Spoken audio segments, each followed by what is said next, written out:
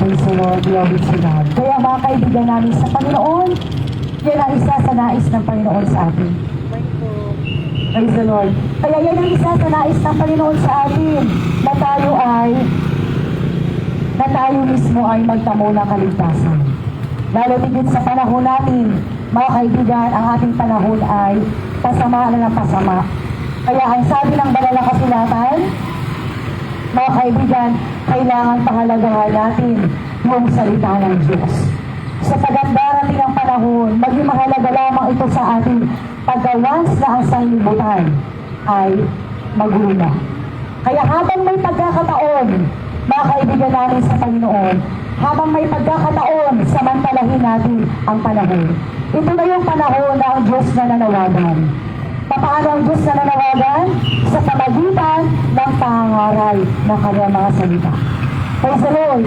Kaya nung mga sabi ng kanyang mga salita, mga kaibigan namin sa Panginoon, na mapalad yung mga nagsipakinig at nagsitupan. Kaya itong pangangaral ng Ebanghelyo, kailangan tuparin. At ano pa mga kaibigan, ang pangangaral ng Ebanghelyo ay kailangan nating sampalatayanan. Praise the Lord! Dahil mga kaibigan, kung pansinin na natin ang panahon natin, napakapanganib na. Praise the Lord! Mapanganib yung panahon natin. Kaya sabi ng banal na kasulatan, kailangan ng tao ang paglulugtas. Kaya tapos na tayo nagdiriwang ng Holy Week o banal, mahal na araw. Ngunit mga kaibigan, ang pagbubulay ng salita ng Diyos, hindi lamang sa panahon ng mahal na araw. Kung saan may pangangaral tayo napapakinggan. Pangangaral na Ebanghelyo, na dala ng makaapostol na aral. Mga kaibigan, ano yung makaapostol na aral? Ang makaapostol na aral, mga kaibigan, sabi ng banal na kasulatan, ay nagtuturo ng kaligtasan. Ng Ebanghelyo, ating pakinggan, sampalatayanan natin. At sino mang sasampalataya, tatanggap sa tipa ng bautismo, mga kaibigan, ay pwede siyang bautismuhan sa ganon ding oras na nais ng tao. Sapagkat mga kaibigan namin sa sabi ng banal na kasulatan, ito yung isa sa katuroan ng mga apostol na ang tao pag sumampalataya, mabautismuhan, tiyak ang kaligtasan. Ngunit, mga kaibigan, kung sino ang sabi ng banal na kasulatan, kung sino yung nagsasaysay na binigyan ng Diyos ng karapatan sa lumang tipan, ay ang kanyang mga propeta. Sa bagong tipan, ang binigyan ng Diyos ng karapatan na magsasaysay ng kanyang mga salita, magdadala ng katotohanan sa gitna ng mga tao. Sa buong sanlibutan, walang iba kundi ang mga apostol. Praise the Lord! At ang kanilang katuruan ay hindi galing sa tao. Ang sabi sa Roma, yun ay galing kay Kristo na ating Panginoon. Praise the Lord! Na ang sino mang sumampalataya sa Ebanghelyo na kanilang dala, tiyak ang kaligtasan. Praise the Lord! Kaya sino yung tatanggap sa ating Panginoon? Mga kaibigan. Kaya pag tayo nangangaral malapit sa dagat, malapit sa ilog, pag may tatanggap pag merong tatanggap sa tipa ng bautismo, magpahugas sa kasalanan on the spot, binabautismohan natin. Bakit po? Yan kasi ang katuruan na makaapostol na aral. Ang kaligtasan ngayon, hindi pwedeng bukas, dahil hindi natin alam ang mangyayari kinabukasan. Yan ang katotohanan.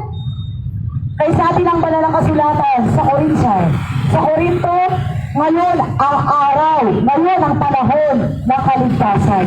Na iyong napapakinggan ang Ebanghelyo na iyong sinampalatayanan. Sabi ng kanyang mga salita, yung ating mapapakinggan, dahil wala naman sinabi na kaligtasan after palang kamatayan. Sabi sa Hebreo sa 9:27, ang tao pagkatapos mamatay, judgment. Hindi na panahon ng kaligtasan. Kailan ang panahon ng kaligtasan ngayon? na dala ng mga apostol na aral. Napagwas ang tao makinig at sumampalataya sa Ebanghelyo at pagpabautismo, mga kaibigan, may katiyakan ang kanyang tinanggap na pananampalataya, may katiyakan sa kaligtasan.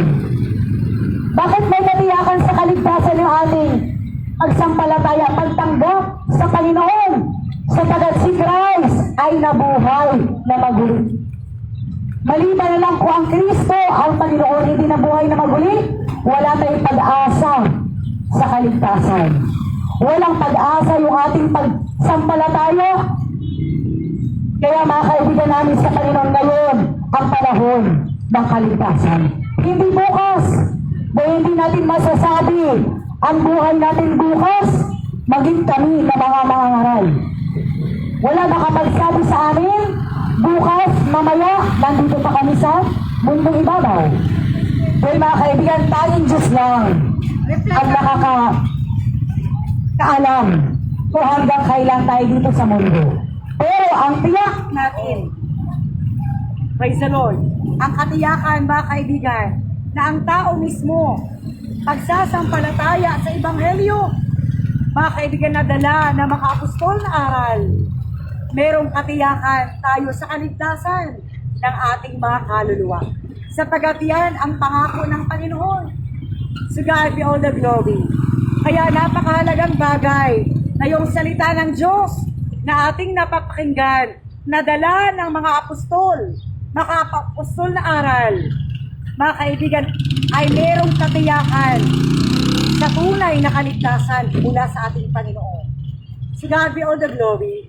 Kaya mga kaibigan namin sa Panginoon, ang Diyos ang siyang nakakatunghay ng ating mga puso at damdamin. Kaya sa oras na ito, mga kaibigan namin sa Panginoon, sa ating mga pakikinig, hindi sayang ang iyong mga pakikinig, sapagat mga kaibigan, ang ating pinapakinggan ay Ebanghelyo na ang dala, mga kaibigan, dala ng makaapostol na aral. At ang dala ng makaapostol na aral, ito ay mula sa ating Panginoong Jesucristo. To God be all the glory. Kaya mga kaibigan namin sa Panginoon, ang Diyos ang patuloy na magpapala sa bawat isa sa inyo. Praise the Lord. Ama namin Diyos, banal at makapangyarihan sa lahat, patuloy mong pagpalain ng mga anak mo na narito sa kanilang mga pakikinig na iyong mga salita. Ikaw lagi mag-iingat at ikaw lagi magpapala.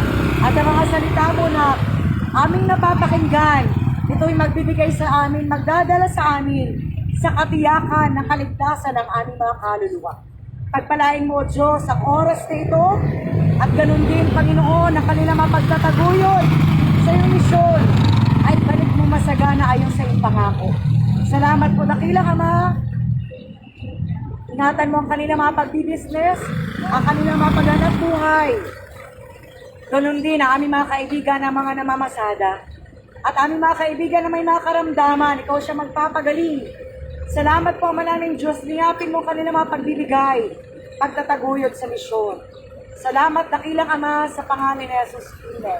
To God be all the glory. Pagpalain po kayo ng ating Panginoon. Glory to God.